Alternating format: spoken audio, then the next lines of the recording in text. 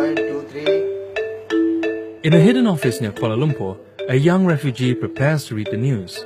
This is Shārmīn, and in a few hours, her face will reach thousands of Rohingya refugees across the world. I'm Shārmīn. Now I am 21 years old. I came from Butidong, Arakan State. Now I am serving as an anchor in our vision. I am the first world female anchor in Rohingya.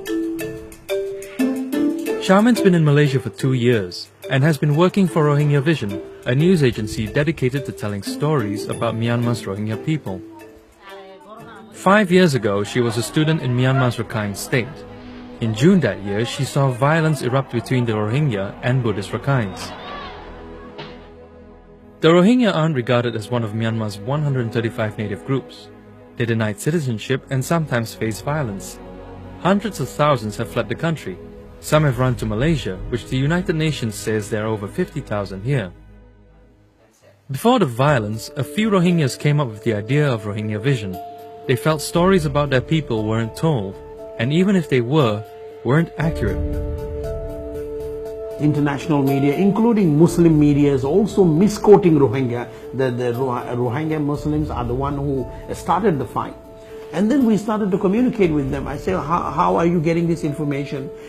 One is our villages are burned, our people are killed, our daughters are raped. On top of that, now you're blaming us. We are the one who did it.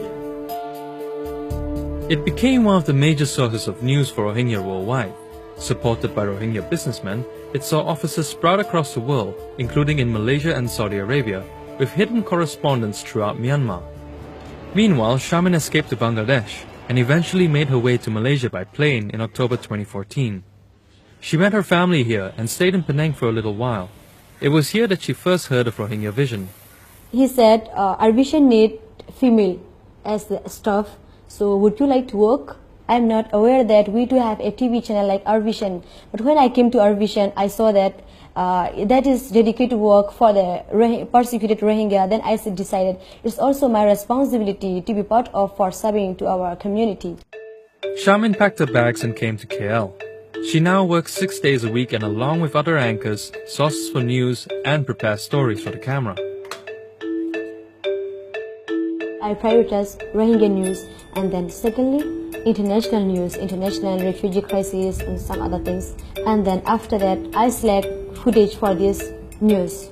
We cannot provide any food, we cannot give any money to our people, but we can create awareness within themselves. Not hakikot to ya dai Burma da bhadale kushish garat ase. It's hard being a refugee in Malaysia. They don't get easy access to jobs, education, and cheap healthcare, and sometimes they get stopped by the police. But Shārmīn says it's a lot safer than Myanmar, and as far as she's concerned, what matters to her now is her work and her people's future. I want to stay very peacefully with all the ethnic, with all the people.